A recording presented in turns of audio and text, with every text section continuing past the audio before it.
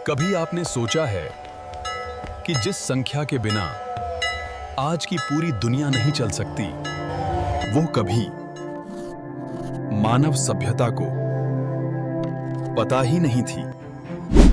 Computer, mobile, अंतरिक्ष की गणनाएं, सब कुछ जिस पर टिका है,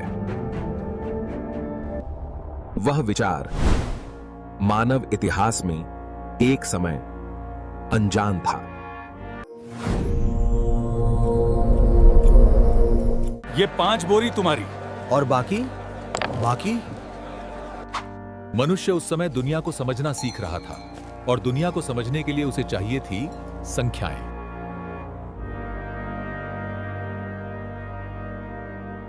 क्योंकि उस समय दुनिया को गिनना तो आता था, पर खालीपन को लिखना नहीं। और शायद इसी कारण एक प्रश्न धीरे धीरे मानव बुद्धि के सामने खड़ा होने लगा। गुरुजी, जब कुछ भी नहीं होता तो यहां क्या लिखते हैं? क्या है? कुछ भी नहीं। ये 1 है, ये 2, ये 3। जब यहां कुछ नहीं है तो इसे लिखूं कैसे? संख्या की भाषा अभी अधूरी थी।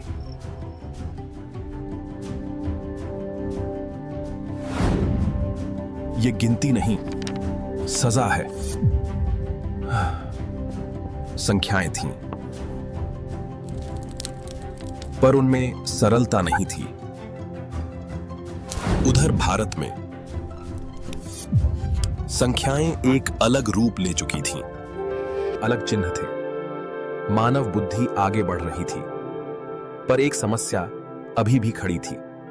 1, 2, 3 और यहां अगर यहां कुछ नहीं है तो इसे कैसे लिखें? कुछ नहीं है तो लिखने की क्या जरूरत? और यहीं से धीरे धीरे एक विचार जन्म ले रहा था। एक ऐसा विचार जिसे समझने में मानव सभ्यता को सदियां लगने वाली थी। और इसी प्रश्न के साथ मानव विचार की दिशा धीरे धीरे बदलने लगी, क्योंकि यह प्रश्न केवल गिनती का नहीं था। यह प्रश्न था खालीपन को समझने का।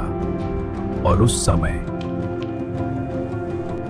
भारत के शांत शिक्षालयों में कुछ लोग संख्याओं को एक नई नजर से देख रहे थे। उनमें से एक थे आर्यभट्ट।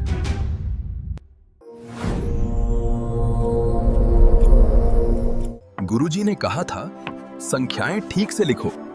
गुरुजी, ये गणना गलत है। गणना गलत नहीं होती, गलत हम होते हैं। संख्याएं कभी भ्रम नहीं करती, मनुष्य करता है। उनके लिए संख्याएं केवल व्यापार का साधन नहीं थी, वे थीं ब्रह्मांड को समझने का उपकरण। गुरुजी, हम हर चीज को संख्या से लिख सकते हैं, 1, 2, 3, पर यहाँ जहाँ कुछ नहीं है उसे कैसे लिखेंगे? ये स्थान खाली है। तो क्या ये अस्तित्व में नहीं है? नहीं, इसे शून्य कहा जा सकता है। शून्य? यह कोई आविष्कार नहीं था, यह एक सीमा थी। संख्याओं के स्थान को समझ लिया गया था, पर जो वहां नहीं था उसे अभी भाषा नहीं मिली थी, क्यों प्रश्न बदल चुका था। अब प्रश्न ये नहीं था कुछ नहीं क्या है, ये क्या है। अब प्रश्न ये था कुछ नहीं संख्याओं के साथ कैसे व्यवहार करता है। उत्तर तुरंत नहीं मिला, समय लगा, विचार परिपक्व हुआ। और फिर 7वीं शताब्दी में एक विद्वान ने इस प्रश्न को और गहराई से देखा। उनका नाम था ब्रह्मगुप्त।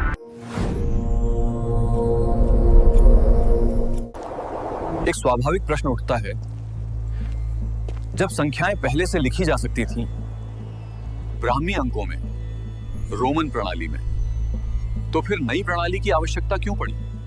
एक व्यापारी छोटी गणना करता है, वो आसानी से जोड़ लेता है। ये तो सरल है।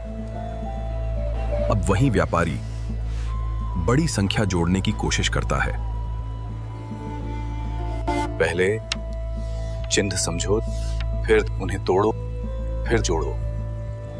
संख्या लिखना आसान है, पर इसे जोड़ना इतना कठिन क्यों है? पुरानी प्रणालियों में सीमाएं थीं और यहीं से नया प्रश्न जन्म लेता है। क्या कोई ऐसी प्रणाली हो सकती है जहां संख्या खुद अपनी संरचना बताए, गणना सरल हो और बड़ी संख्याएं भी सहज रहें?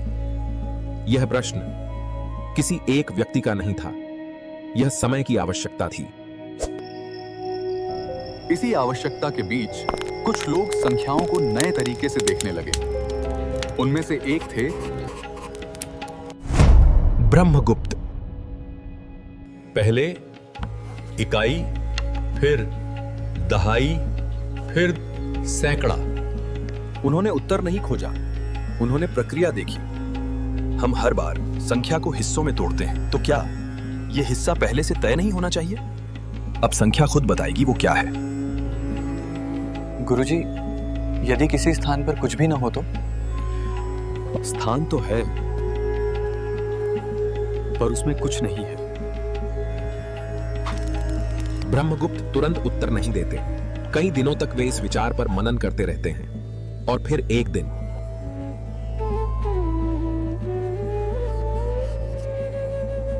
205। ये 2 हैं 2 सैकड़े, ये 5 हैं 5 इकाइयां, और ये बताता है कि यहां कोई 10 नहीं है। तो शून्य खाली नहीं है। हाँ। वो स्थान को अर्थ देता है। सब स्थान स्थिर थे, इकाई, दहाई, सैकड़ा, और शून्य सुनिश्चित करता था कि कोई स्थान गायब न हो। बस 100, 10,000। संख्या खत्म नहीं हो रही। गुरुजी, यदि हम शून्य जोड़ें तो क्या बदलेगा? फिर वे लिखते हैं क धन शून्य बराबर क। किसी संख्या में शून्य जोड़ो तो संख्या वही रहती है। गुणा का अर्थ है बार बार जोड़ना। ये नियम बनाए नहीं गए, देखे गए। रात ब्रह्मगुप्त फिर सोचते हैं, यदि शून्य एक केंद्र है तो संख्याएं 2 दिशाओं में क्यों नहीं जा सकती? यह केवल एक गणितीय अभिव्यक्ति नहीं थी, यह उन पहले क्षणों में से एक था जब शून्य के व्यवहार को स्पष्ट नियमों में लिखा जा रहा था। अपने ग्रंथ ब्रह्मस्फुट सिद्धांत में ब्रह्मगुप्त ने शून्य के कई नियम दर्ज किए। उन्होंने पहली बार ऋण और धन संख्याओं के नियम भी समझाए। आज हम इन्हें धनात्मक और ऋणात्मक संख्याएं कहते हैं, पॉजिटिव एंड नेगेटिव नंबर्स। और इसी विचार के साथ संख्याओं की दुनिया शून्य के दोनों ओर फैलने लगी। गणना पहले से कहीं अधिक सरल हो चुकी थी। अब शून्य केवल एक चिन्ह नहीं रहा, वो गणित का हिस्सा बन चुका था। एक ऐसी संख्या जिसके अपने नियम थे, और जब किसी विचार को नियम मिल जाते हैं तो वो दुनिया बदलने की क्षमता पा लेता है। इतिहास में पहली बार कुछ नहीं भी गणित का हिस्सा बन चुका था। अब शून्य पांडुलिपियों तक सीमित नहीं रहा, और इसी क्षण कुछ नहीं सिर्फ खाली नहीं रहा, वो बन गया सब कुछ संतुलित करने वाला बिंदु। ये अंक कहां से आए? भारत से। व्यापारी सिल्क रूट पर चलते थे, विद्वान राज्यों के बीच यात्रा करते थे। पुस्तकें रेगिस्तानों और समुद्रों को पार करती थीं, और उनके साथ ये छोटा सा विचार भी दुनिया की यात्रा पर निकल पड़ा। इन अंकों को देखो। हाँ, इनमें ये नया चिन्ह क्या है? ये रिक्तता का चिन्ह है। सिर्फ रिक्तता का एक और नाम। अरबी विद्वानों ने इन अंकों को एक और नाम दिया, हिंदसा, अर्थात भारत से आए हुए अंक। यूरोप के कई विद्वानों को इस विचार पर भरोसा नहीं था। उनके लिए कुछ नहीं एक संख्या कैसे हो सकता था। कुछ शहरों में तो इन नए अंकों के प्रयोग पर कुछ समय के लिए प्रतिबंध तक लगा दिया गया। समय आगे बढ़ा और धीरे धीरे ये अंक यूरोप में स्वीकार किए जाने लगे। ये अंक भारत से आए हैं और अरब विद्वानों के माध्यम से हम तक पहुंचे हैं। आज पूरी दुनिया इन्हीं अंकों का उपयोग करती है। सिर्फ 10 चिन्ह, पर इनके सहारे मनुष्य अनंत संख्याएं लिख सकता है। समय के साथ 0 0 बन गया। उस समय किसी को यह नहीं पता था कि यह छोटा सा वृत्त एक दिन ग्रहों की गति मापेगा, समुद्रों की यात्राएं तय करेगा और मशीनों को सोचने की भाषा देगा। मैं देख रहा हूं शून्य की ये यात्रा। ये दुनिया को वैसे बदलने वाला है जिसकी कल्पना भी उस समय किसी ने नहीं की थी।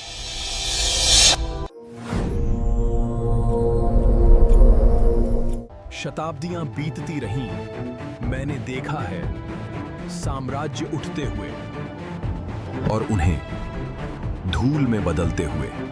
रोम, पाटलिपुत्र, बगदाद कुछ समय के लिए वे दुनिया का केंद्र बने, फिर इतिहास में खो गए। पर एक चीज थी जो नहीं बदली, शून्य। धीरे धीरे यह विचार फैलता गया।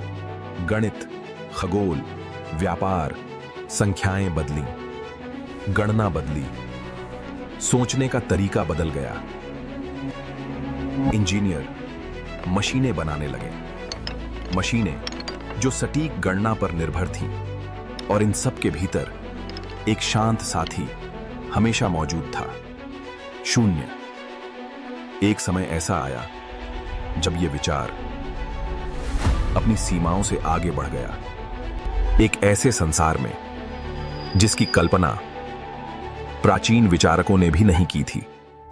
आज दुनिया की सबसे शक्तिशाली मशीनें एक भाषा बोलती हैं, 1 और 0। इन्हीं 2 प्रतीकों से पूरा डिजिटल संसार बना है। कंप्यूटर, उपग्रह, इंटरनेट, वे चित्र जो एक क्षण में महाद्वीपों के पार पहुंच जाते हैं। शायद इसी कारण जब प्राचीन भारत के विचारकों ने शून्य को समझा, नया नहीं बना रहे थे, वे केवल एक सत्य को भाषा दे रहे थे। यहीं से शुरू हुई एक ऐसी यात्रा जिसने संख्याओं को एक भाषा दी और दुनिया की सोच बदल दी। आज अरबों लोग हर दिन इसका उपयोग करते हैं। बच्चे इसे सीखते हैं, वैज्ञानिक इस पर निर्भर हैं, मशीनें इसी से चलती हैं। फिर भी बहुत कम लोग ठहर कर पूछते हैं, यह विचार कहां से आया था? कैसे किसी ने रिक्तता को देखा और उसे लिख दिया? कभी एक विचार था जिसे दुनिया ने धीरे धीरे समझना सीखा। कभी कभी कुछ नहीं भी ब्रह्मांड की संरचना का हिस्सा होता है, और कभी कभी इतिहास की सबसे लंबी यात्राएं सबसे छोटे प्रतीकों से शुरू होती हैं। एक छोटा सा वृत्त, शून्य, जिसने मानव बुद्धि को अनंत तक पहुंचने का रास्ता दिया।